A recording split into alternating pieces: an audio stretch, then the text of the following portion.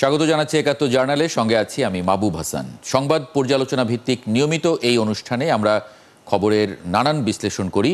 পত্রপত্রিকায়, television, digital media ও news পোর্টালে যেসব খবর শিরোনাম হয়ে থাকে তা আমরা জানিয়ে দিই।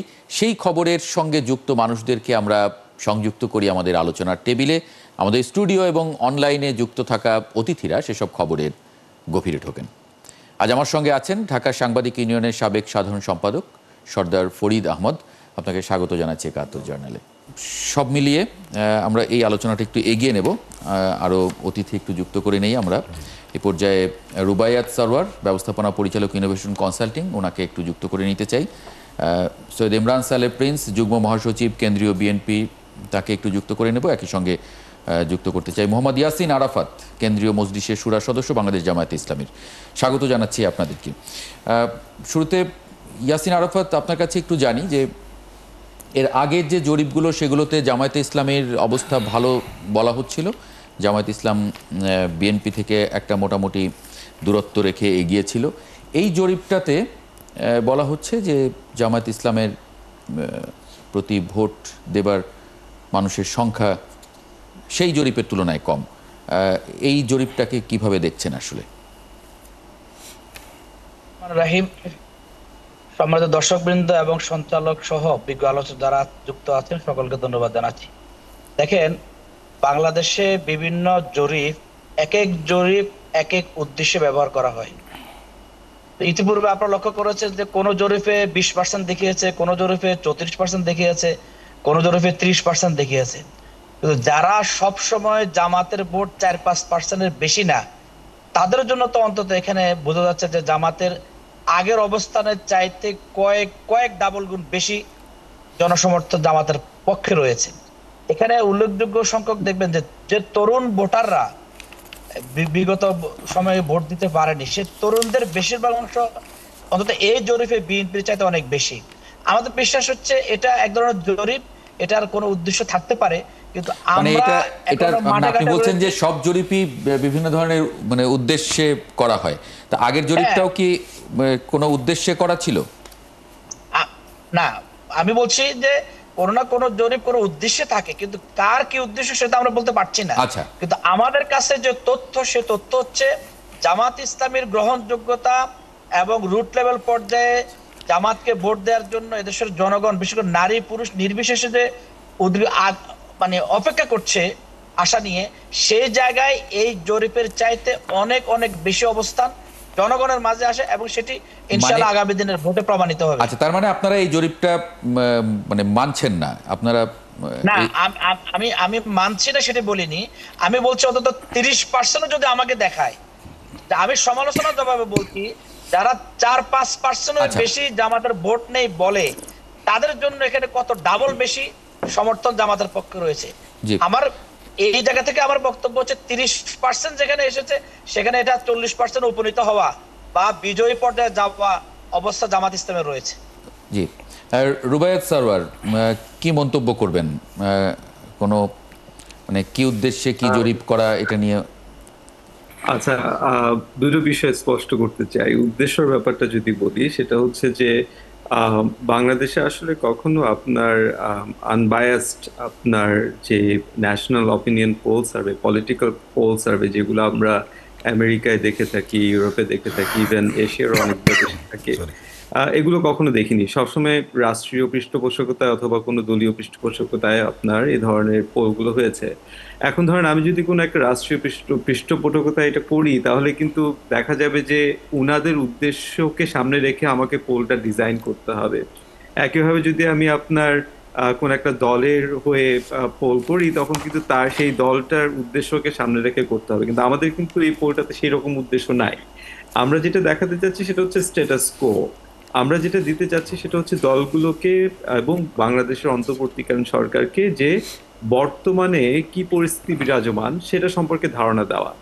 তাহলে উনারা সিদ্ধান্ত নেবেন, যদি এই সময়ে এইরকম পরিস্থিতি বিরাজমান হয় তাহলে আমরা কি করব, সেই সিদ্ধান্তটা উনারা নেবেন। আমরা মনে করছি যে এই ধরনের একটা পোলের মাধ্যমে একটা যে গণতান্ত্রিক সংস্কৃতি, সেই সংস্কৃতিটা আপনার ইমপ্রুভমেন্ট করবে, সেটার উন্নয়ন করবে। এটা হচ্ছে আমাদের উদ্দেশ্য। শেষ করুক। জি আরেক জি আমি রুবায়েত সারোয়ার, আপনাকে আমি একটা প্রশ্ন করছি, সেটি হলো যে আপনাদের জরিপে সম্ভবত একটা জিনিস দেখিয়েছে যে শেখ মুজিবকে জেএনজিদের 20% পছন্দ করে, এর মধ্যে দেখিয়েছে তো নাকি? জি এরকমই আসছে মনে হয়। এখন আমরা আবার জানি উল্টো যে জেএনজিরা পছন্দ করে না, 5 আগস্টে তারই প্রমাণ। হঠাৎ করে এটা কেমনে আসলো? না এখানে তো আপনি তো দেখছেন যে 20% উপরের দিকে, নিচের দিকেটা তো আপনি বলছেন না। 80% বাকিরা কি রেটিং দিচ্ছে সেটা তো বলছেন না আপনি।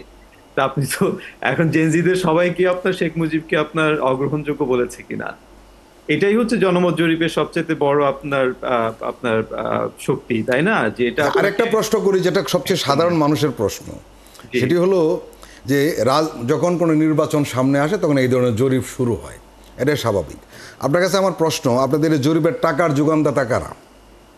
এ সম্পূর্ণ আমাদের নিজস্ব ফান্ডেড। আমি একটু আগেই তো বললাম যে আমরা একটা প্রোডাক্ট ক্রিয়েট করতে চাচ্ছি, যে বাংলাদেশে যেহেতু এই সংস্কৃতিটা নাই, আমরা এটা ক্রিয়েট করতে চাচ্ছি। তো সেটার পরবর্তীতে নিশ্চয়ই আমার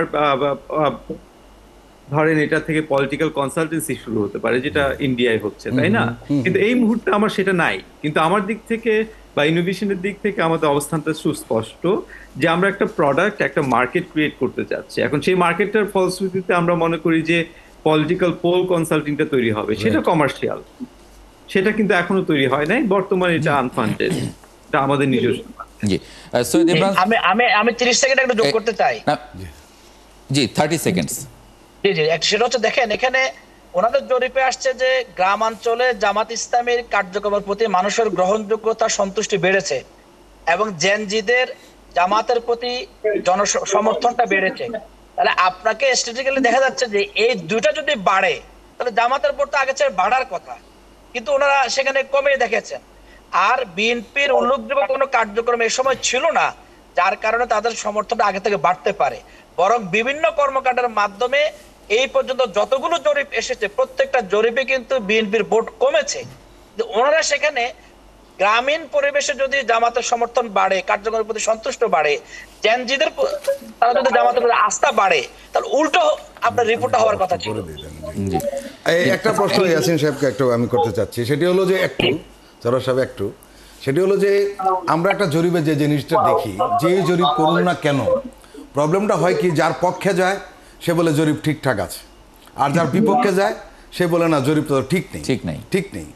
এই যে একটা প্রশ্ন, এখন যদি মনে করুন আপনাদের যদি বেশি দেখাতো বিএনপির, নিশ্চয়ই আপনারা বলতেন জরিপ ঠিকঠাক আছে নাকি?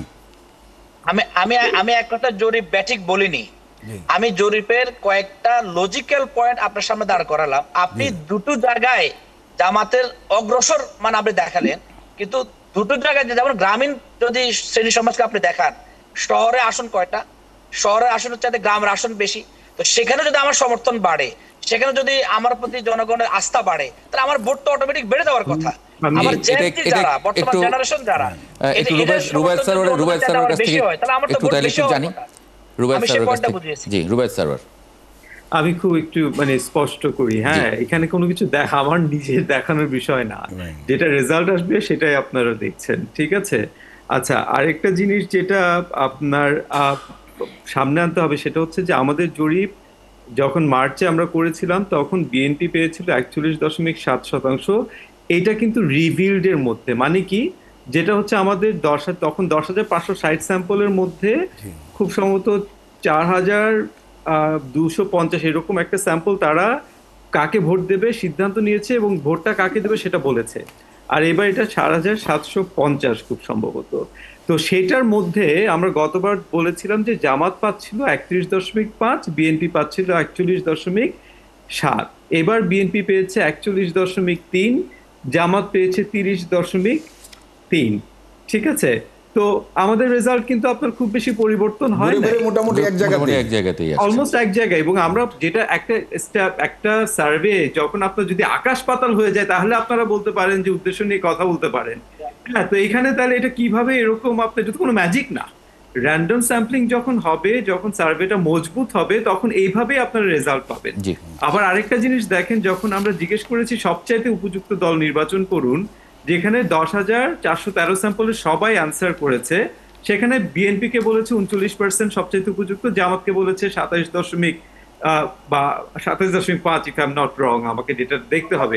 তো আপনারা দেখছেন যে খুব কাছাকাছি, রাইট? জি, তাহলে দেখেন যে বিষয়গুলো, যে জরিপটা যে কতটা আপনার শক্তিশালী, এটা কিন্তু এখানেই বোঝা যাচ্ছে। আর আমি আরেকটা একটু বিষয় একটু স্পষ্ট করে খুব দ্রুত বলি, সেটা হচ্ছে যে যখন ওই বিএনপি 18%, জামাত 15% বা বিএনপি 12%, জামাত 10% এইগুলো আসছে, তখন যখন ওই যে ওভারঅল স্যাম্পলে মন্তব্য দিতে পারছি না, সিদ্ধান্ত নেইনি, ভোট দিতে যাব না, এই সবাইকে যখন কাউন্ট করা হয়, তখন এটা এখানে নেমে আসছে। কিন্তু কালকে যখন ভোট হবে, তখন তো যে ভোট দিয়েছে তাকেই আপনি কাউন্ট করবেন, যে ভোট Exactly. দেয় নাই তাকে তো আপনি কাউন্ট করবেন জি, না, তাই না? জি। তো এই জন্য আমরা রিভিলডের উপরে আনসারটা দিই। জি, ইমরান সাহেব প্রিন্স, একটা মন্তব্য নিয়ে আমি এই মানে জরিপের বিষয়টা একটু শেষ করতে চাই। এই জরিপটাকে বিএনপি আসলে কিভাবে দেখছে? ধন্যবাদ আজকের এই শোতে আমাকে আমন্ত্রণ জানানোর জন্য। তো আমি আসলে আজকে সারাটা দিনই আমার নির্বাচনী এলাকার বিভিন্ন কর্মকাণ্ডে ছিলাম। আমি আসলে এই জরিপটার বিষয়ে ঠিক সেইভাবে গভীরভাবে আমার দেখার কোনো সুযোগ হয়নি।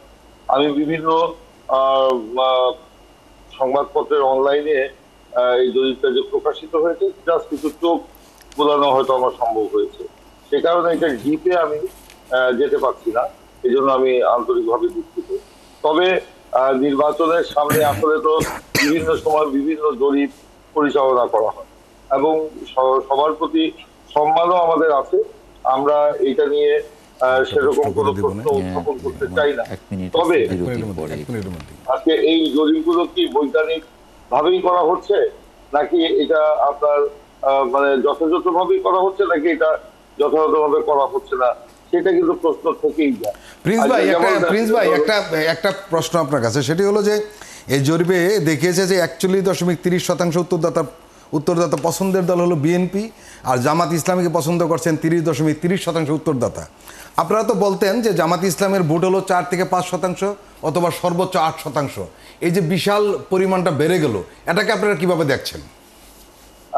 দেখুন, আমি এটাকে বিশ্লেষণ আমি এই মুহূর্তে করতে চাই না। কোনো একটা আমি যেহেতু আগেই বলেছি, এটা ডিপে আমি কখনো ঢুকি নাই, এখন কি আছে না আছে জানি না। তবে আমরা যে গ্রামে গঞ্জে ঘুরছি, যেমন আজকেই আমি সারাদিন আমার নির্বাচনী এলাকার একটি উপজেলা ধোমাউড়া, সেখানে আপনার বিভিন্ন জায়গায় গিয়েছি, মানুষের সাথে কথা বলছি। মানুষের যে উচ্ছ্বাস বা আমাদেরকে যেভাবে রিসিভ করছে বা ওপেন মানে উন্মুক্ত ভাবে যে আমাদের পক্ষে কথা বলছে, তাতে তো আমি তো মনে করছি না যে জনগণের প্রকৃত যে আপনার মতামত সেটা এই জরিপগুলিতে রিফ্লেক্ট হচ্ছে। এটা তো আমি মানে বলতেই পারি, কারণ আমি আজকে সারাদিনই আমি কিন্তু আমার নির্বাচনী এলাকায় আমি ছিলাম। আমি একটা বিরতি নেব ইমরান সাহেব প্রিন্স, একটা বিরতি নেব। ইমরান সাহেব প্রিন্স এবং মোহাম্মদ ইয়াসিন আরাফাত, আপনারা বড় খবর 115টি প্রতীকের গেজেট প্রকাশ করেছে নির্বাচন কমিশন, সেখানে শাপলা প্রতীকটি নেই।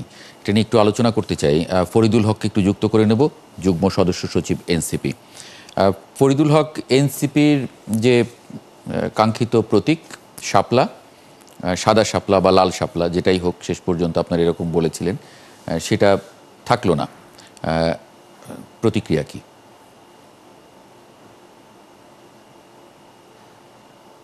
না, থাকলো না, এটা একটা ধরেন গেজেট প্রকাশ করেছে আজকে নির্বাচন কমিশন। আমি শুরুতে আপনাকে ধন্যবাদ জানাচ্ছি, দর্শকদেরকেও শুভেচ্ছা জানাচ্ছি। এবং মানে থাকলো না, এটা একটা ধরেন প্রাথমিক একটা গেজেট প্রকাশ করেছে নির্বাচন কমিশন।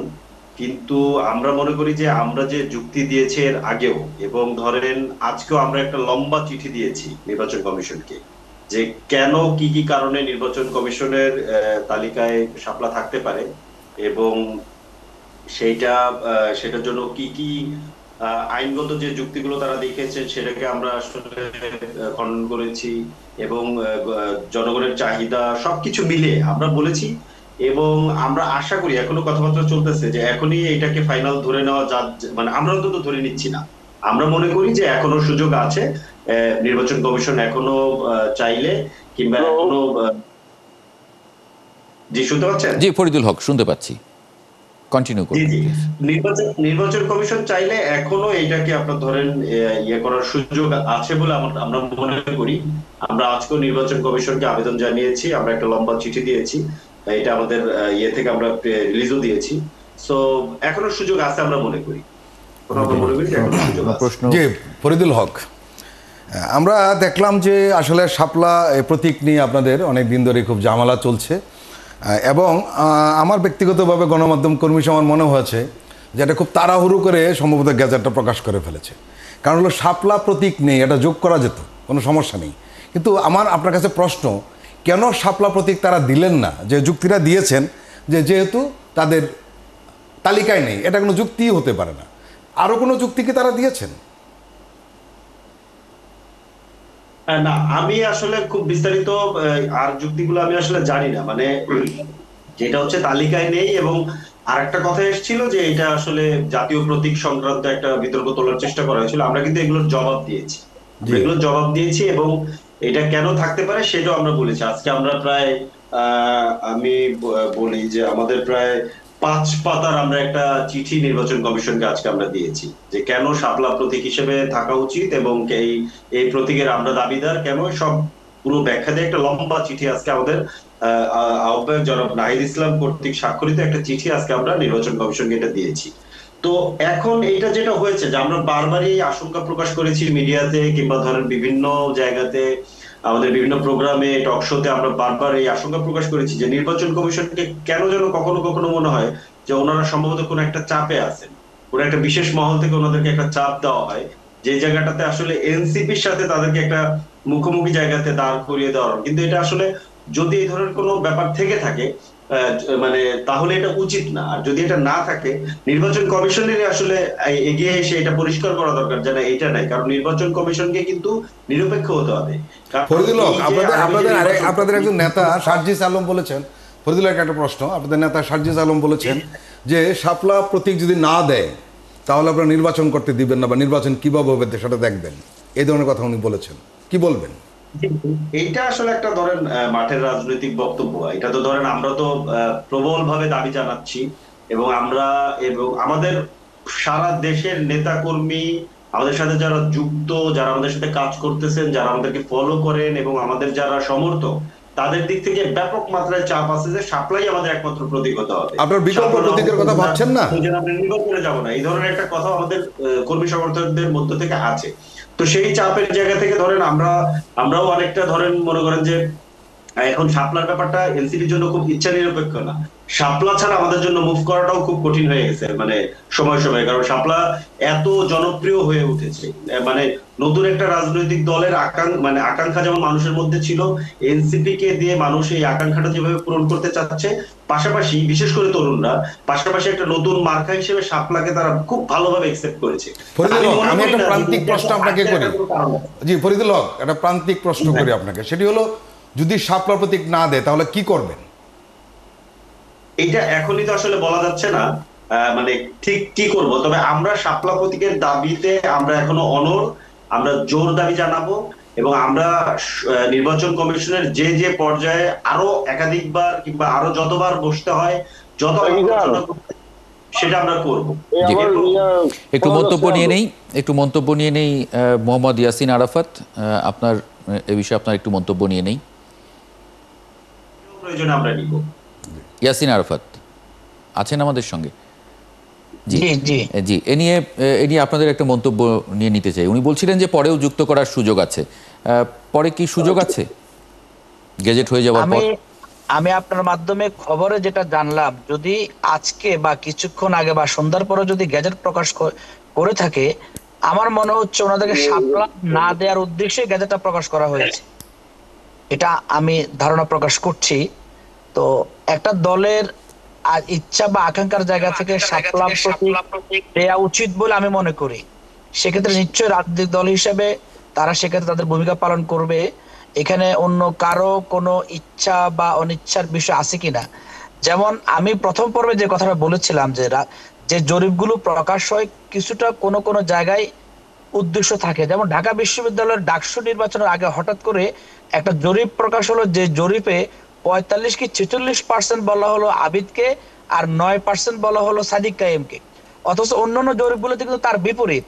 আমরা ভোটে এসে দেখলাম তার সম্পূর্ণ বিপরীত হলো। তাহলে একটা জরিপের গ্রহণযোগ্যতা কোথায় থাকলো? আর ওই দলের যে সংস্থা প্রকাশ করে তার গ্রহণযোগ্যতা কোথায় থাকলো? আজকে আমাদের সরকার ব্যবস্থাপনার মধ্যে আমরা দেখতে আমি পাই, একটু ইমরান সালেহ প্রিন্সের আপনার উত্তর পেয়েছি। শেষ করছি।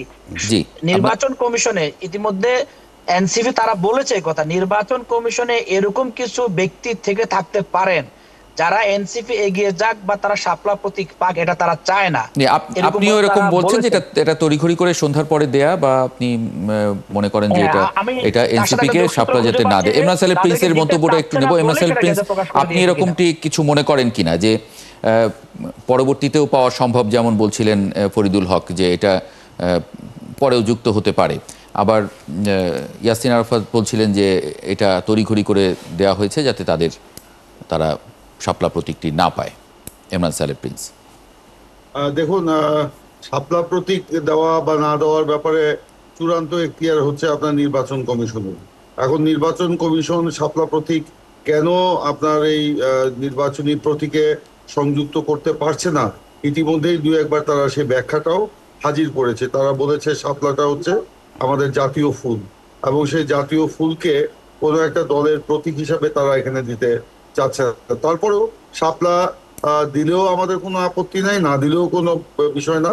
এই এনসিপি কে যদি না দেয়, এনসিপির তো আইনগত প্রক্রিয়া আছে, আইনের আশ্রয় তারা নিতে পারে, আদালতের আশ্রয় নিতে পারে। তো সেখানে আমার ব্যক্তিগতভাবে বলার কিছু না। জি, কোনো প্রশ্ন যদি থাকে? না, ঠিক আছে। না, ফরিদুল হকের কাছে যদি কোনো প্রশ্ন থাকে। ফরিদুল হক, আপনারা শুরু থেকে একটা অভিযোগ করে আসছিলেন, আপনারা কোনো একটা রাজনৈতিক দলের নামও বলছিলেন যে সেই রাজনৈতিক দলের ইশারায় নির্বাচন কমিশন চলে। এটা অনেক দিন ধরে আপনারা শুরু থেকেই, নির্বাচন কমিশন যখন গঠন করা হয় তখন থেকেই আপনারা এই অভিযোগ করে আসছিলেন। তা আপনাদের এই অভিযোগের পরিপ্রেক্ষিতে অনেক ধরনের ঘটনা ঘটছে, কিন্তু শেষ পর্যন্ত আপনারা নিবন্ধনের দিকে এগিয়ে গিয়েছেন। কিন্তু এই শাপলা প্রতীকটার সমাধান কি হতে পারে? বিশেষ করে আমরা যেটা জানি, গ্যাজেট প্রকাশ হলে শেষ নয়, পরবর্তী সময় সেটা যোগ করা যেতে পারে। আপনারা কি আইনগত পদক্ষেপ নেবেন না রাজনৈতিক কর্মসূচি নেবেন? আমার প্রশ্নটা হলো এটা। জি ভাই, এটার ব্যাপারটা হচ্ছে যে এটা তো মাত্র আজকে প্রকাশ হলো, এটা নিয়ে তো আমাদের মধ্যে আলোচনা করার একদমই সুযোগ পাইনি। তবে আমি যেটা বললাম আগেও, যে আমরা শাপলা প্রতীকের দাবিতে এখনো অনড়, এবং আমরা মনে করি যে বাংলাদেশের বিরাট সংখ্যক মানুষ এনসিপির প্রতীক হিসেবে শাপলা চায়। এটা তারা বিভিন্ন ভাবে প্রকাশ করেছে। আপনাদের মনে থাকার কথা যে জুলাই পদযাত্রা যে হয়েছে, আমরা জুলাই মাস জুড়ে সারা দেশব্যাপী পদযাত্রা করেছি। প্রত্যেকটা জায়গাতে, জেলায় উপজেলায়, যে সাধারণ জনগণ শাপলা ফুল নিয়ে এসে আমাদের নেতাদেরকে বরণ করেছে। তার মানে এই প্রতীকটাকে তারা গ্রহণ করেছে। এত বড় সংখ্যক মানুষের চাহিদা, যেটা একটা প্রায় গণদাবি। জানতে চাচ্ছি সেটা হলো যে ফরিদুল হক, একটা জিনিস জানতে চাচ্ছি যে আপনারা যে চিঠিটা দিয়েছেন, 5 পাতার চিঠি দিয়েছেন, নাহিদ ইসলাম স্বাক্ষরিত, সেই চিঠিটা কি নির্বাচন কমিশন পড়েছে না আগেই সিদ্ধান্ত নিয়েছে, কোনটা? এটা তো আমরা আজকে সকালেই দিয়েছি, আজকে দিয়েছি, এবং তারা সন্ধ্যাবেলা হঠাৎ করেই ধরেন এই গেজেট প্রকাশ করেছে। তো গেজেটটাকে আমরা আসলে এখনই খুব বেশি অত গুরুত্ব দিতে চাচ্ছি না, যে এটা হয়ে গেছে মানে আর কোনো সুযোগ না, আমরা এটা মনে করি না। সমস্যা নেই, এখনো বহু পথ বাকি আছে আমরা মনে করি। হ্যাঁ, সেক্ষেত্রে যে পথে যাওয়া দরকার জনগণের এই দাবিকে পূরণ করার জন্য, আমরা সেই পথে যেতেই রাজি আছি। সেটা যদি আইনিগত পথে হয়, আদালতের পথে হয়, কিংবা রাজপথে হয়, যে কোনো পথেই হতে পারে। কিন্তু আমরা যেহেতু জনগণের জন্য রাজনীতি, আমাদেরকে যারা ফলো করে, আমাদেরকে যারা চায়, তারা যেভাবে চাইবে আমাদেরকে তো সেই অনুযায়ী রেসপন্স করতে হবে। এটা আমাদের রাজনৈতিক কর্মী হিসেবে এটা আমাদের দায়িত্ব। আপনারা যে বলছিলেন যে শাপলা ছাড়া নির্বাচন হবে না, মানে সেই যদি শাপলা না হয় তাহলে আপনারা মানে নির্বাচনে অংশ নেবেন বা নির্বাচন হবে না, যেটা বলছিলেন যে নির্বাচন, তাহলে এখানে একটা ঠেকানোর শব্দ এসে যায়। না, এটা ঠেকানোর ব্যাপার না, এটা না, এটা হয় কি অনেক সময় মিসকোট করা হয়, কিংবা একটু ধরেন অন্যভাবে নেওয়া হয়। ব্যাপারটা হচ্ছে যে শাপলা প্রতীক না পেলে, মানে না হলে, আমাদের নেতা কর্মী সমর্থকদের মধ্যে শাপলার ব্যাপারে এত অনড় পজিশন, তাদেরকে কনভিন্স না করে আমরা অন্য কোনো কিছু, আমরা যারা এটা নেতৃত্ব পর্যায়ে আছি, আমরা এটা মানতে পারবো না। অতএব আমাদের জন্য এটা আসলে খুব একটা ক্রুশিয়াল সিচুয়েশন। এইভাবে ধরেন যেটা দিবে সেটাই মেনে নেওয়া। তো এইটা নিয়ে আমাদেরকে ফাইটটা করতে হবে। আমরা এই ফাইটটা করার জন্য আসলে আমরা এই কথাগুলো বলছি যে এমন হতে পারে যে আমরা যদি শেষ পর্যন্ত না মানি, দেখেন আমাদের এনসিপি যে রাজনৈতিক দল, এনসিপি কোনো ট্রেডিশনাল মানে আপনি যে পুরনো রাজনৈতিক দলগুলো দেখেছেন এরকম রাজনৈতিক দল না। এনসিপি একটা নতুন রাজনৈতিক দল, একটা নতুন রাজনৈতিক বন্দোবস্তের জন্য কাজ করছে। তো এখানে ক্ষমতায় যাওয়া, যে কোনো ভাবে যেন ভাবে ক্ষমতায় যাওয়া আমাদের প্রধান উদ্দেশ্য নয়। আমরা আসলে আমাদের যারা জনগণকে সাথে নিয়ে আমরা প্রত্যেকটা সিদ্ধান্ত নিতে চাই, জনগণকে সাথে নিয়ে হাঁটতে চাই।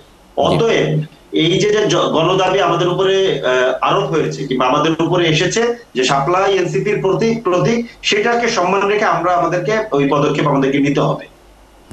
ইমরান সানের ফরিদ ভাইয়ের কাছে আমার একটি জানার ইচ্ছে ছিল যে ওনাদের যদি কোনো কারণে শাপলা প্রতীক না হয়, বিকল্প কোনো প্রতীক কি ওনারা নিজেরা আলোচনা করেছেন? আমি সেই প্রশ্ন করেছিলাম ফরিদুল হকের সঙ্গে, তারা বিকল্প যেতেই চাচ্ছে না, তাই তো ফরিদুল হক? দিয়েছি ভাই, ফরিদ ভাই আমরা বিকল্প দিয়েছি। বিকল্প হচ্ছে যে আমাদেরকে শাপলা দিবে, অথবা লাল শাপলা অথবা সাদা শাপলা, মানে শাপলা দিয়ে সব। জি আমরা বিকল্প দিয়েছি, যে রঙই হোক। এই তো যেহেতু জাতীয় প্রতীক কেন্দ্রিক একটু ইস্যু আছে, বিভিন্ন ধরনের ইস্যু বলা হয়েছে, আমরা মনে করছি যে এইটা দিয়েও এটা সমাধান করা সম্ভব। মানে সাদা শাপলা লাল শাপলা ভোটের সময় তো একই রকম, সাদা কালো প্রিন্টে তো একই রকম লাগে। এই যে আইনগত যে বিতর্কগুলো তোলা হয়েছে আমরা প্রত্যেকটা খণ্ডন করেছি। এটা নিয়ে আমরা দীর্ঘদিন ধরে নির্বাচন কমিশনের সাথে কাজ করছি। এটা কেন নির্বাচন কমিশন হঠাৎ করে এরকম তাড়াহুড়ো করে একটা গেজেট দিল আমরা জানি না। আমরা মনে করি এটা যৌক্তিকভাবে শাপলা আমাদের পাওয়া উচিত এবং শাপলা প্রতীক হিসেবেও থাকা উচিত, দুইটাই আমরা যৌক্তিকভাবে মনে করি। ইমরান সালে প্রিন্স, আজকে প্রধান উপদেষ্টা বলেছেন যে ফেব্রুয়ারিতে নির্বাচনের প্রস্তুতি নেওয়া হয়েছে। সেই জায়গায় এনসিপি একজন নেতা যে মন্তব্য করেছেন, যদিও ফরিদুল হক বলছেন যে এটা আসলে রাজনৈতিক বক্তব্য, এটা অন্যভাবে দেখার সুযোগ নেই। আপনার একটু মন্তব্য আশা করছি, আমরা আলোচনাটা শেষ করতে চাই। বিষয়টা আমি জানি না, একটু বলবেন কি আমাকে? জি, উনি বলেছেন যে মানে ফেব্রুয়ারিতেই প্রস্তুতি নেওয়া হচ্ছে নির্বাচনের, এবং উনি জোর দিয়ে আজকে নিউ ইয়র্কে এই মন্তব্য করেছেন, নিউ ইয়র্কে বলেছেন প্রধান উপদেষ্টা। কিন্তু এই যে শাপলা না দেয়া বা কারো ইন্ধন বলছেন তড়িঘড়ি করে দেয়া, সব মিলিয়ে এমনকি এনসিপির একজন নেতার এই ধরনের মন্তব্য যে নির্বাচন হবে না শাপলা ছাড়া, শাপলা যদি আমাদেরকে দেয়া না হয় তাহলে, মানে একটু মন্তব্য আশা করছি আপনার সব মিলিয়ে। দেখুন, আগামী ফেব্রুয়ারিতে নির্বাচন হবে, সেটাই সবার প্রত্যাশা, এবং দ্রুত এই দেশের মানুষ নির্বাচন চায়। গ্রামের কৃষক থেকে শুরু করে শহরের বড় শিল্পপতি সকলেই এখন চাওয়া হলো একটি নির্বাচন। নির্বাচনের মধ্য দিয়ে একটি গণতন্ত্র ফিরে আসবে, এবং গণতন্ত্র ফিরে আসলে দেশের স্থিতিশীলতাও থাকবে, রাজনৈতিক একটা সহমত বা সহ অবস্থান সেখানে তৈরি হবে। তো সেই অর্থে প্রধান উপদেষ্টা তার যে অঙ্গীকার, সেই অঙ্গীকার পুনর্ব্যক্ত করেছেন বলে আমাদের মনে হয়, এবং সেটাকে আমরা স্বাগত জানাই। আর ইমরান সালে প্রিন্স, একটা প্রশ্ন করি, সেটা হলো আমরা আসলে চাই যে ফেব্রুয়ারিতে নির্বাচনটা যেভাবেই হোক হওয়া উচিত, কারণে যে নির্বাচন না হলে অনেক অপশক্তি মাথা তুলে দাঁড়ায়, ষড়যন্ত্রের জাল বিস্তার হয়। কিন্তু আমরা লক্ষ্য করছি যে নির্বাচনের তারিখ ঘোষণার পর, মানে রুটম্যাপ ঘোষণার পর যতই দিন যাচ্ছে ততই আওয়ামী লীগের জটিকা মিছিল বাড়ছে, এবং এই জটিকা মিছিল বাড়ার কারণ হিসাবে বা যারা দায়ী সেই হিসাবে রাজনৈতিক দলগুলিকে বেশি মানুষ দোষারোপ করছে যে তারা পরস্পরের বিরুদ্ধে এই শত্রু ভাবাপন্ন হয়ে যেভাবে মাঠে রয়েছে, এই কারণে ফেসিস্টরা আবার মাথা তুলে দাঁড়াতে পারছে। আসলে কি তাই? আমরা তো এটা অনেক আগেই বলে এসেছি যে গণ অভ্যুত্থানের যে শক্তি, সেই শক্তিগুলোর মধ্যে যে অনৈক্য যদি সৃষ্টি হয়, সেই অনৈক্যের সুযোগে ফ্যাসিস্টরা কিন্তু সুযোগ নিবে ফিরে আসার জন্য, এবং আমরা দেখছি তাই হচ্ছে। আপনি ধরেন এই যে জামাতে ইসলাম, তারা পিআর নিয়ে অহেতুক এবং অযৌক্তিক ভাবে তারা রাজপথ উত্তপ্ত করার মধ্য দিয়ে যে অস্থিতিশীলতা সৃষ্টি কিংবা নির্বাচনকে বিলম্বিত করার যে প্রচেষ্টা হিসাবে জনগণ দেখছে, সেটা করার সুযোগে কিন্তু এই ফ্যাসিবাদ মাথাচাড়া দিয়ে উঠছে। আগে যে তারা দু একটা মিছিল ফ্যাসিবাদ করে নেই তা না, কিন্তু ইদানিং আমরা লক্ষ্য করছি যে তারা কিন্তু বেশ মানে ভালোভাবেই বিভিন্ন ঢাকা এবং সারা দেশের বিভিন্ন জায়গায় তারা এই দুঃসাহসটি দেখাচ্ছে। তো আমরা সেই কারণেই বলছি যে আমাদের ঐক্যটা অবশ্যই প্রয়োজন, এবং ফ্যাসিবাদের বিরুদ্ধে যে ঐক্য, এইটা কখনোই বিনষ্ট হতে দেওয়া যাবে না। ইমরান সালে প্রিন্স, একটা প্রশ্ন আপনাকে করি, মফস্বলগুলোতে যখন ফেসিস্টরা জোটে মিছিল বের করার চেষ্টা করতো, সেটাকে সবচেয়ে বেশি প্রতিরোধ করতেও কিন্তু বিএনপির লোকজন এবং জামাতের চেয়েও বেশি বিএনপি লোকজন ঠেকিয়েছে বলে আমাদের কাছে প্রমাণ রয়েছে। কিন্তু হঠাৎ করে বিএনপি অনেকটা নিষ্ক্রিয় কেন? বিএনপি নিষ্ক্রিয় না, বিএনপি এখন নির্বাচনী কর্মকাণ্ডে ব্যস্ত রয়েছে। আপনি জানেন যে নির্বাচনের প্রস্তুতির জন্য একেবারে তৃণমূল থেকে শুরু করে আপনার ঢাকা পর্যন্ত সকলেই আমরা ব্যস্ত। প্রতিদিন আমাদের নির্বাচনী এলাকায় আসতে হচ্ছে এবং জনগণের সাথে নির্বাচন নিয়ে কাজ করতে হচ্ছে, প্রস্তুতি নিতে হচ্ছে। তো আমরা তো এর আগে ঠেকিয়েছি, আপনি ঠিকই বলেছেন, আমরা ফ্যাসিবাদকে ঠেকিয়েছি, কিন্তু এটা সরকারের পক্ষ থেকে তো এটার একটা উদ্যোগ থাকা প্রয়োজন। সেখানে আইন শৃঙ্খলা রক্ষাকারী বাহিনী কি করছে? না, এখানে কিন্তু একটা প্রশ্ন রয়েছে, সেটা হলো ইমরান সালেহ প্রিন্স এবং ইয়াসিন আরাফাত দুজনের কাছে আমার একটা প্রশ্ন, এবং ফরিদুল হকের কাছেও। আপনি নিশ্চয়ই জানেন, আমরা বারবার একটা কথা বলি, রাজনৈতিক অঙ্গনে আলোচনা হয়, আসলে এই সরকারের আধা সরকার আপনারা কিন্তু তিনজনই। এটা হলো বাস্তবতা। আপনাদের সরকার হলো প্রফেসর ইউনূস, শুধু প্রফেসর ইউনূসের উপরে দোষ দিয়ে তো লাভ নেই। আপনারা যদি ঐক্যবদ্ধ না থাকেন তাহলে তো ফেসিস্ট আবার মাথা ছাড়া দিবেই। নির্বাচন যত এগিয়ে আসছে ঐক্য তত হ্যাঁ ভঙ্গুর হচ্ছে, হালকা হচ্ছে। কি বলবেন? ফরিদুল হককে দিয়ে শুরু করি। জি, ফরিদুল হককে দিয়ে শুরু করি। জি, আচ্ছা, আমি এটাকে যেভাবে দেখি, মানে এই যে যে ধরেন আমাদের মধ্যে মতবিরোধ কিংবা ধরেন মতদ্বৈততা, এইটা তো ধরেন মানে গণতন্ত্রের সৌন্দর্য, এটা তো থাকবেই।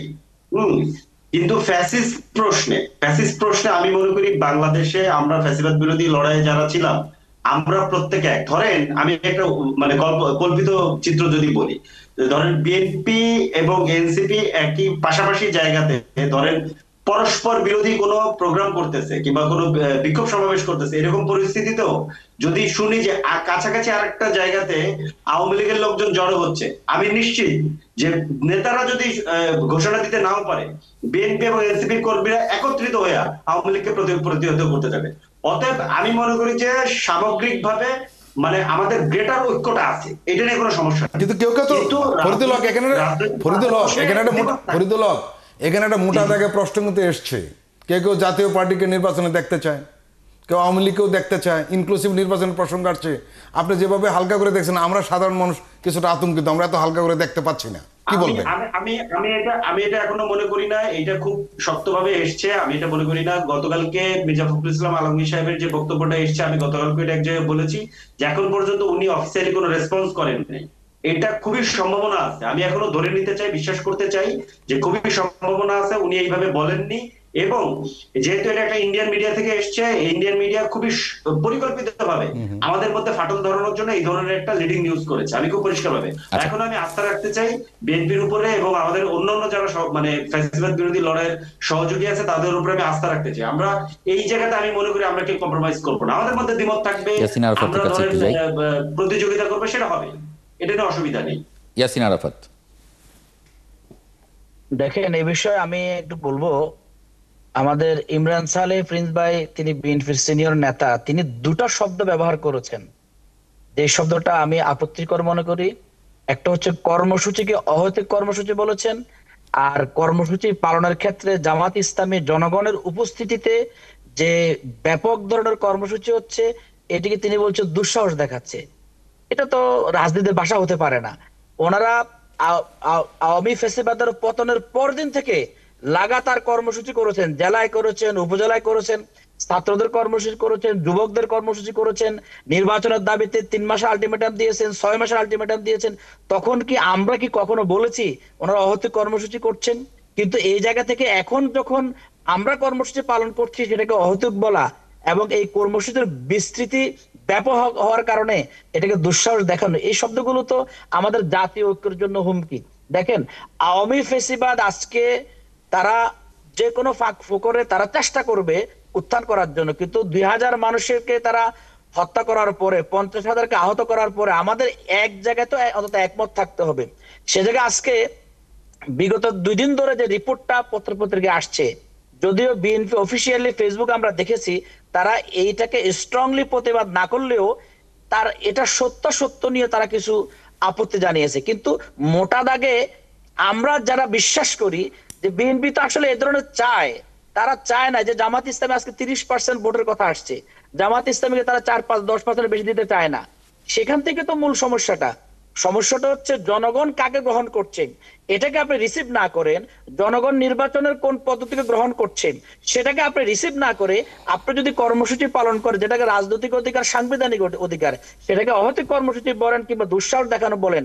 নেতার ভাষা যদি এ ধরনের হয়, একজন কর্মী বা রুট লেভেলের পর্যায়ের জনশক্তি কর্মীরা তখন কি ধরনের ভাষা ব্যবহার করবে? এক্ষেত্রে আমি মনে করি আমাদের জাতীয় স্বার্থে ফেসিবাদের বিরুদ্ধে সবাইকে ঐক্যবদ্ধ থাকা দরকার। পরমত সহিষ্ণুতা, রাজনীতিতে বিগত 16 বছর ধরে যে পরমত সহিষ্ণুতা ছিল না, আমি অন্যকে বিভিন্ন ট্যাগ দিয়ে আমি দমন করেছি, বিভিন্ন ভাবে আমি তাকে বিতাড়িত, রাজনৈতিক ময়দান থেকে বিতাড়িত করার চেষ্টা করেছি। এখনো যদি সে ধরনের ট্যাগিং কিংবা সে ধরনের কথাবার্তা বলে যদি রাজনীতির ব্যবহার হয়, তাহলে তো আমাদের জাতীয় স্বার্থ ক্ষুণ্ণ হবে, স্বাধীনতা সার্বভৌমত্ব ক্ষতিগ্রস্ত হবে। আমি বিশ্বাস করি যে আমাদের মতের পার্থক্য থাকতে পারে, ইস্যু ভিন্ন হতে পারে, কিন্তু দেশের স্বার্থে এবং ফেসিবাদের বিরুদ্ধে, বিশেষ করে আওয়ামী ফেসিবাদের বিরুদ্ধে আমাদের সকলকে ঐক্যবদ্ধ থাকা প্রয়োজন আছে। সৈয়দ ইমরান সালেহ প্রিন্স। আমি ইয়াসিন আরাফাতকে বলবো, তিনি আমার বক্তব্যটা মনে হয় সঠিকভাবে শুনতে পারেন নাই। আমি ওনাদেরকে দুঃসাহসের কথা বলি নাই, আমি আওয়ামী ফ্যাসিবাদকে দুঃসাহসের কথা বলেছি, যে তারা দুঃসাহস দেখাচ্ছে যে এই রাজপথে মিছিল করার জন্য। তো উনি পুরোটা না বুঝে না শুনে এত উত্তেজিত কেন হলেন আমি জানি না। হয়তো কর্মসূচি বলেছেন আপনি।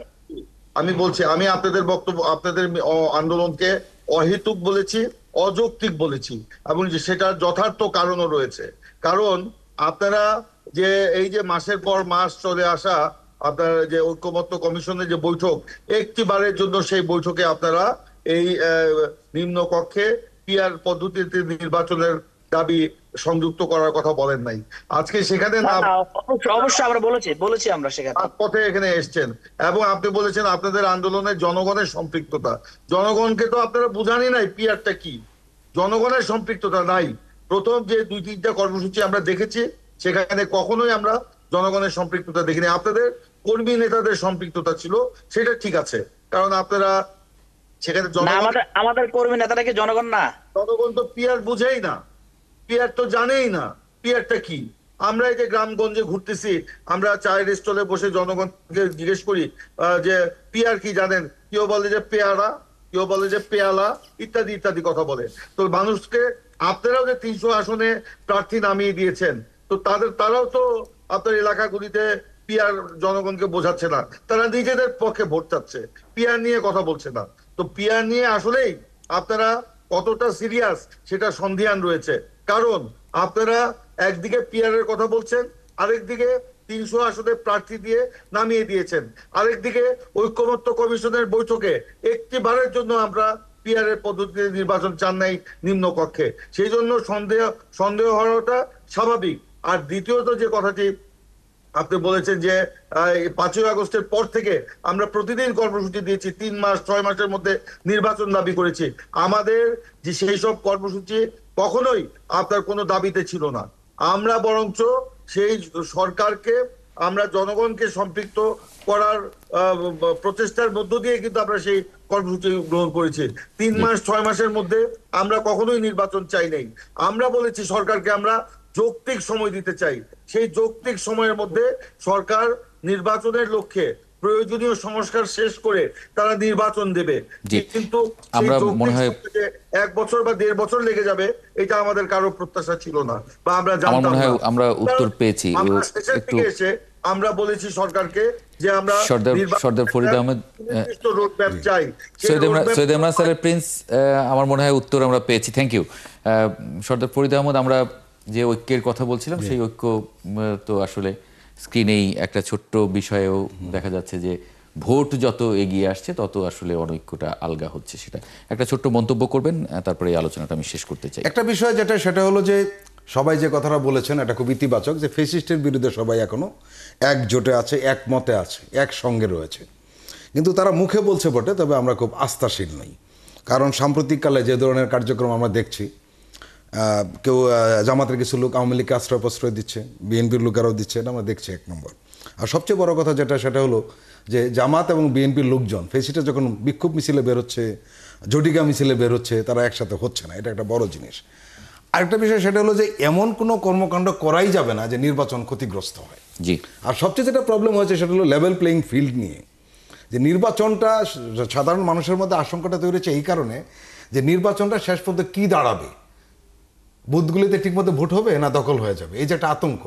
আর সবচেয়ে বড় কথা যেটা হলো এই মুহূর্তে বাংলাদেশের আইনশৃঙ্খলা পরিস্থিতি যা রয়েছে বা আইনশৃঙ্খলা বাহিনীর যে অবস্থা, সেখানে যদি রাজনৈতিক দলগুলো সুষ্ঠু নির্বাচন না চায় তাহলে কিন্তু এই সরকারের পক্ষে নির্বাচন করা অনেক সুষ্ঠু কঠিন। নির্বাচন করা সম্ভব না। Exactly. এই দিক থেকে রাজনৈতিক দলগুলো কিন্তু এখন বিশাল দায়িত্ব, তারা সুষ্ঠু নির্বাচন করবেন না সেই বুথ দখল, হ্যাঁ। ভোট কেন্দ্র দখল, Exactly. মারামারি করবেন, সেটা একটা বড় প্রশ্ন। এবং এই কারণে কিন্তু প্রশ্ন উঠেছে যে নির্বাচনটা ঠিকমতো হবে কিনা। হবে কি? অনেক ধন্যবাদ সৈয়দ ইমরান সালেহ প্রিন্স, মোহাম্মদ ইয়াসিন আরাফাত এবং ফরিদুল হক আপনাদের যুক্ত হবার জন্য ৭১ জার্নালে। দর্শক, এই পর্যায়ে একটা ছোট্ট বিরতি নিয়ে ফিরে আসছি। জার্নালে সঙ্গেই থাকবেন আশা করি।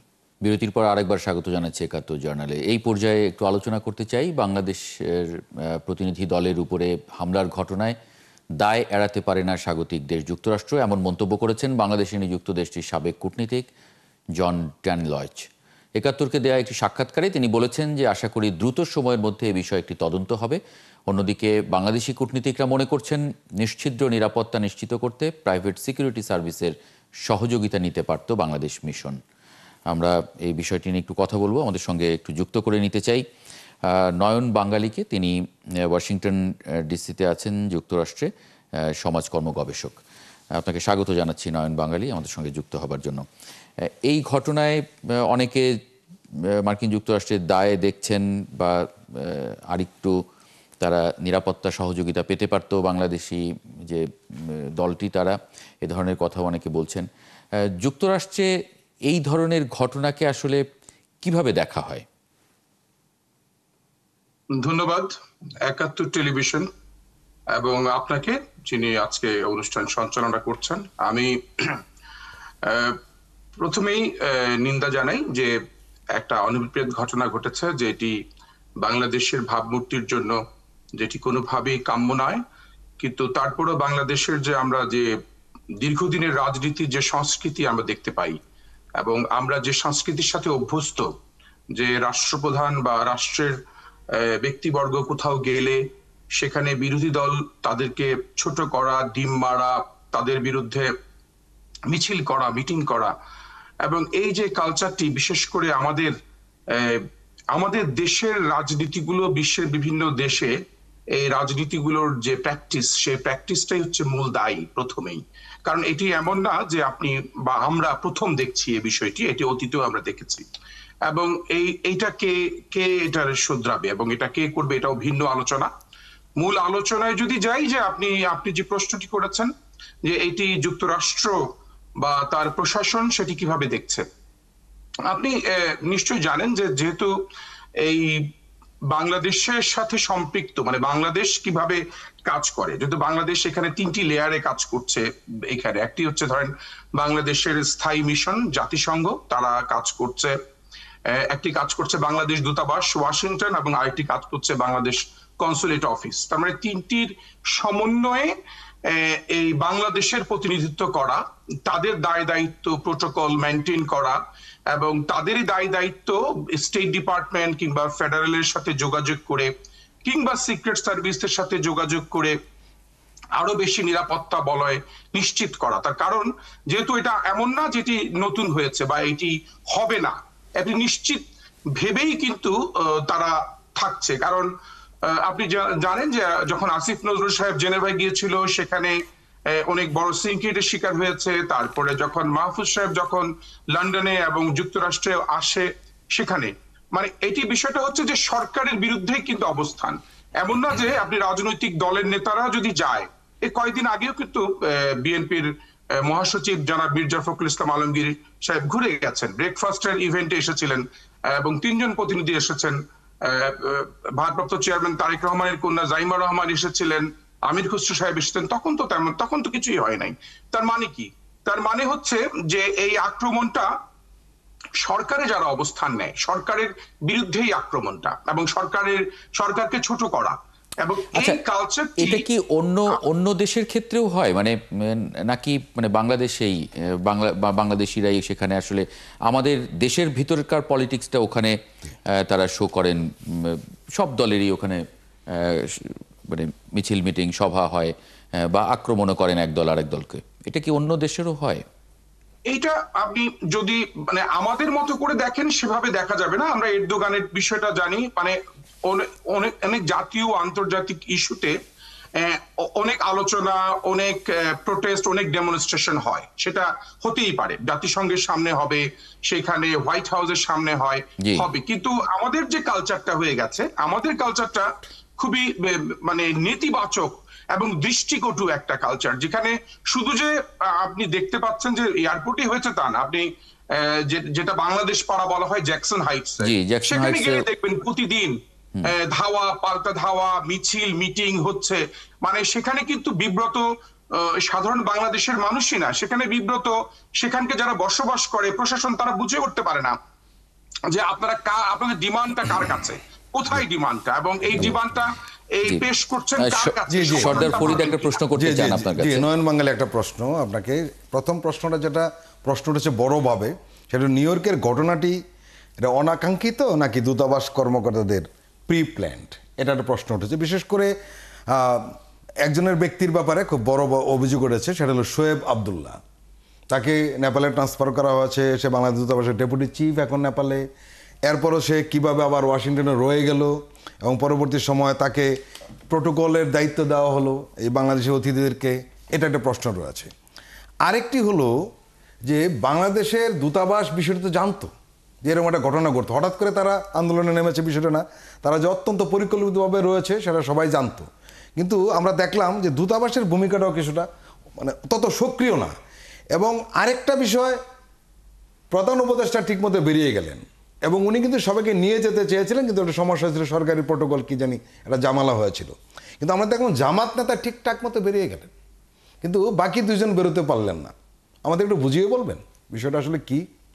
সর্দার ফরিদ ভাই, আপনি তিনটি প্রশ্ন করেছেন, খুব যথার্থ প্রশ্ন।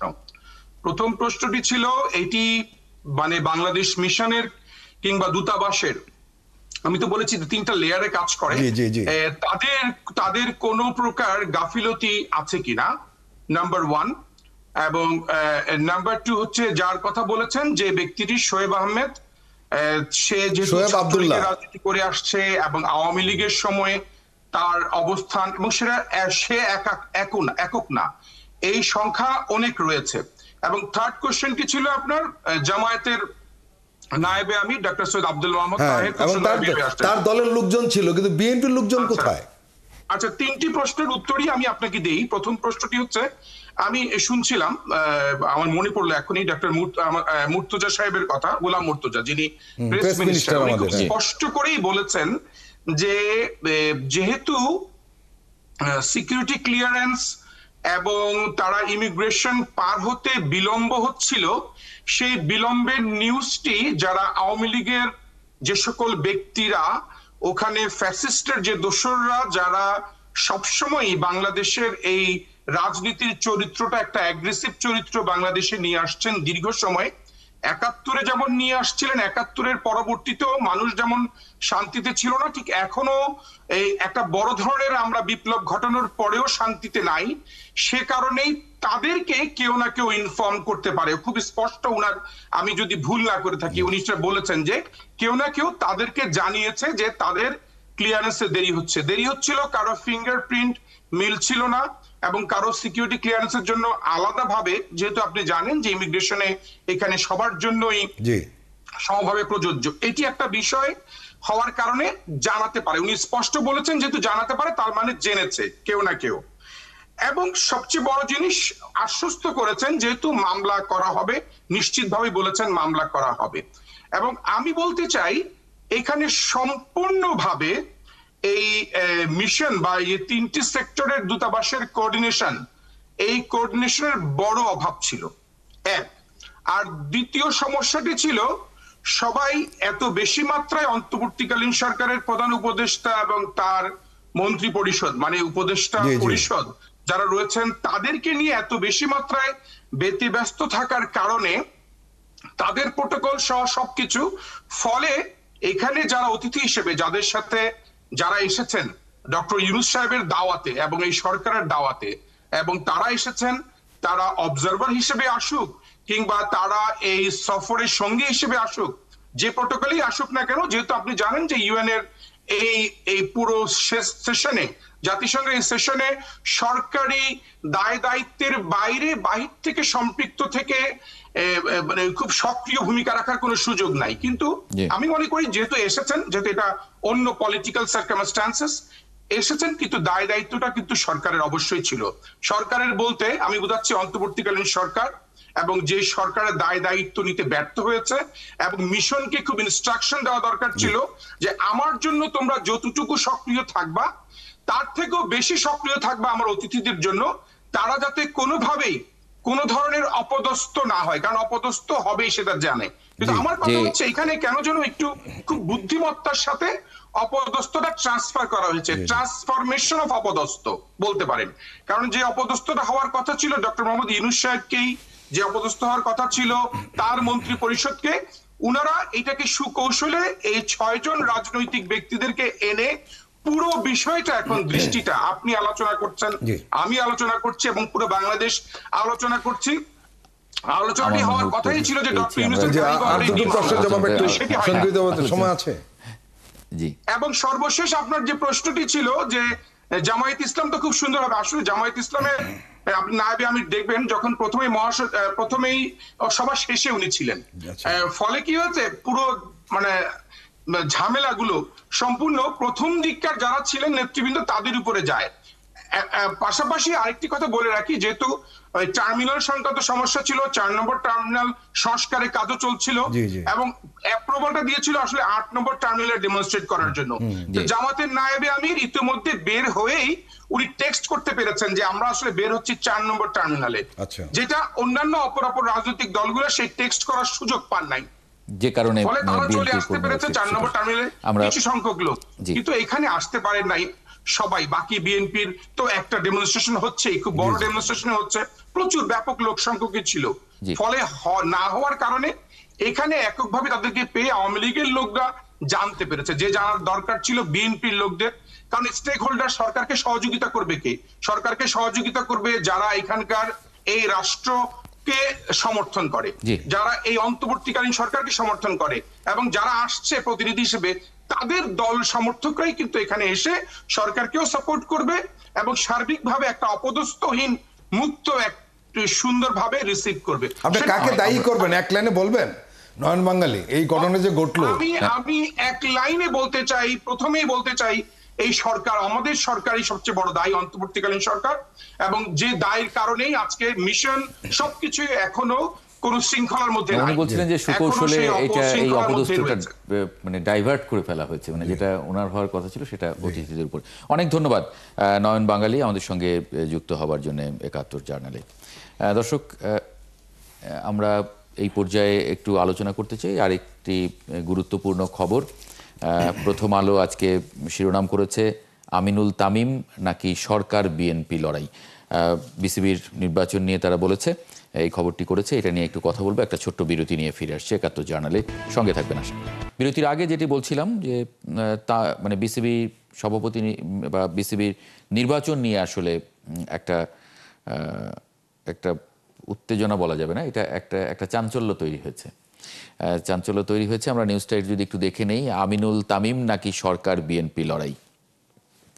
দুজনই বাংলাদেশ দলের সাবেক অধিনায়ক। খেলোয়াড়ি জীবনে জাতীয় দলে তাদের অবদান ছিল অসামান্য, তবে তাদের সেই পরিচয় এবং ভাবমূর্তি এখন অনেকটাই অতীত। দুজন, একজন আমিনুল ইসলাম আর একজন তামিম ইকবাল। একজন মানে এই খবর বলছে যে একজন সরকারের প্রতিনিধিত্ব করছেন, একজন বিএনপির প্রতিনিধিত্ব করছেন। একটু যুক্ত করে নেই এম কায়সার, ক্রীড়া সাংবাদিক, তাকে যদি একটু যুক্ত করে নেই। জি এম কায়সার, অনেক ধন্যবাদ জানাচ্ছি যুক্ত হওয়ার জন্য ৭১ জার্নালে। স্বাগত জানাই আপনাকে। এই যে খবরটা এখন আসলে সরকার বিএনপির লড়াই, তামিম আমিনুলের যে চাঞ্চল্য, এটা নিয়ে এটা আপনি বিশ্লেষক হিসেবে কি দেখেন, কিভাবে দেখেন? না, আমি ঠিক এই অ্যাঙ্গেলে কথাটা বলবো না। আমি বলবো যে দেখুন, একটাই নির্বাচন যখন হয় তখন সেখানে তো পক্ষ বিপক্ষ অবশ্যই থাকে। আর যেহেতু আপনি ক্ষমতাসীন যারা রয়েছেন এখন বা যারা এই মুহূর্তে রয়েছেন, আমিনুল ইসলাম বুলবুল তিনি কিভাবে এসেছিলেন সেটা তো আমরা জানি। তিনি এসেছিলেন ক্রীড়া উপদেষ্টা তাকে নিজে পছন্দে এখানে এনেছিলেন, তো স্বাভাবিকভাবে তিনি তার পক্ষেই লোক হিসেবে তাকে কাউন্ট করা হবে। আর এখানে তামিম ইকবাল অন্য আরেকটা পক্ষ থেকে দাঁড়িয়েছেন, সেটাও খুবই স্পষ্ট যে তামিম ইকবাল যে এই নির্বাচনটা করছেন এবং তাকে সাপোর্টটা দিচ্ছে বা সমর্থনটা দিচ্ছে, তার আশেপাশে যারা রয়েছেন তাদেরকে দেখলে আপনি বুঝতে পারবেন তার নিশ্চিতভাবে তিনি কিন্তু আরেকটি পলিটিক্যাল দলের কাছ থেকে সমর্থনটুকু পাচ্ছেন এবং সেটা স্পষ্টত জানাই গিয়েছে, এখানে আমরা বুঝতে পারছি। এই কারণে আমার কাছে মনে হচ্ছে যে ওইভাবে না চিন্তা করে জাস্ট শুধু চিন্তাটা করা উচিত যে আমিনুল ইসলাম ভার্সেস তামিম ইকবাল। যদি আপনি এভাবেও চিন্তা করেন তাহলে আমার মনে হয় যে বিষয়টা সঠিক হবে। আরেকটা বিষয় একটু যোগ করতে চাই, সেটি হলো যে দেখুন, বাংলাদেশ ক্রিকেট বোর্ডে এর আগে কয়েকবার আমরা নির্বাচন দেখেছি, কিন্তু সেটা নির্বাচন হয়নি, সেটা এক অর্থে কিন্তু ছিল সিলেকশন। সেখানে কারা কারা নির্বাচিত হবেন এবং বোর্ড প্রেসিডেন্ট কে হবেন সেটা নির্বাচন হওয়ার আগেই কিন্তু আমরা সবাই জানতাম এবং সেটাই হতো। সো প্রতিদ্বন্দ্বিতার আভাস যদি আপনি বলেন তাহলে অনেক বছর পরে এবার ক্রিকেট বোর্ডে একটা প্রতিযোগিতা বা প্রতিদ্বন্দ্বিতা, সত্যিকার অর্থে নির্বাচনকে ঘিরে প্রতিযোগিতার একটা আমেজ দেখা দিয়েছে। হ্যাঁ, আপনি বলতে পারেন যে এই নির্বাচনকে কেন্দ্র করে কিছু লুপ হোলস রয়েছে, আপনি কিছু যে কাউন্সিলরশিপ নিয়ে যে সমস্যাগুলো তৈরি হচ্ছে সেই কিছু নিয়মের ব্যত্যয় অবশ্যই ঘটেছে। আর সবচেয়ে বড় বিষয়টা হলো যে এই সরকার যখন ইন্টারিম সরকার যখন ক্ষমতায় এসেছিল তখন ক্রীড়া উপদেষ্টা আসিফ মাহমুদ সজীব ভুইয়া যখন মাঠে যেতেন বা আপনি যে কোনো বিশেষ করে মিরপুর স্টেডিয়ামে যেতেন, তখন তার সাথে কিন্তু সবচেয়ে বড় সখ্যতা আমরা দেখতে পেয়েছিলাম তামিম ইকবালের। তো একসময় আমরা সবাই চিন্তা করতাম যে মানে এটা কি ইশরাক হোসেনের পাশে তামিম ইকবালকে দেখেই কি এখন সেই ইশরাক এবং আসিফ মাহমুদ সজীব ভুঁইয়ার মধ্যে যে একটা দূরত্ব তৈরি হয়, মানে সেটাই এখন সামনে চলে এলো কিনা? না, সেটা তো অবভিয়াসলি একটা বিষয়। কারণটা হলো যে তামিম ইকবালকে সাপোর্ট দিচ্ছে কিন্তু বিএনপি, এবং সেটা বিএনপির আলী আসগর এর আগে যে বাংলাদেশ ক্রিকেট বোর্ডের প্রেসিডেন্ট ছিলেন আলী আসগর লবি একটা সংবাদ সম্মেলন কিন্তু সেটা স্পষ্ট করে দিয়েছেন। সেটা তিনি বলেছেন যে আমাদের সাপোর্টটা থাকবে বা বিএনপির সাপোর্টটা থাকবে তামিম ইকবালের প্রতি। আমি মনে করি যে সেখানেই তামিম ইকবালের নির্বাচনের জন্য অনেক বড় একটা মিস্টেক হয়েছে। এটা তিনি হয়তো সমর্থন সেখান থেকে পেতে পারেন, কিন্তু আপনি সরাসরি যদি কাউকে এরকম ভাবে প্রকাশ্যে কায়সার ভাই এই প্রসঙ্গেই আপনাকে একটু প্রশ্ন শেষ করতে বলা হচ্ছে, আমার সময় নেই হাতে একেবারে 30 সেকেন্ড। আমরা দেখেছি যে মাশরাফি, সাকিব আল হাসান তারাও রাজনৈতিকভাবে যেভাবে পরিচিত হয়েছে, তামিম ইকবালকে সেভাবে রাজনৈতিকভাবে আসলো, তাতে সেই পুরনো সিস্টেমে আসলো, কি হবে? না দেখুন, তামিম সেটা তো পরের বিষয় হবে।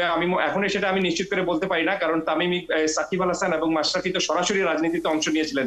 তামিম ইকবাল এখনো সেই ঘোষণাটা দেননি বা তিনি বলেননি, তবে তিনি ক্রিকেট বোর্ডে নির্বাচিত হয়ে সেখানে প্রেসিডেন্ট হিসেবে আসতে চেয়েছেন। এখানে আমি মনে করি যে অনেক বড় একটা মিস্টেক হয়েছে। মিস্টেকটা কি হয়েছে, আপনাকে সবার আগে কাউন্সিলর হতে হবে, তারপর আপনাকে ডিরেক্টর হতে হবে, তারপর আপনি সেই ডিরেক্টরের সিদ্ধান্ত নেবেন যে কে বোর্ড প্রেসিডেন্ট হবেন।